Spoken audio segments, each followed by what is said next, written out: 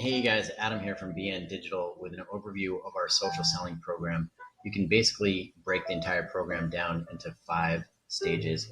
The first step is optimizing your online profiles to get found, to convert, and then optimizing your prospect targeting, making sure that that is as accurate and targeted as it can be before you scale your outreach program to bring these prospects into your social networks, into your online networks. And then from there, you want to nurture those target prospects with content that defines your value proposition, right? So that they're aware that you're out there, they know what you do, and when they're ready, they're going to reach out and you'll have a prospect.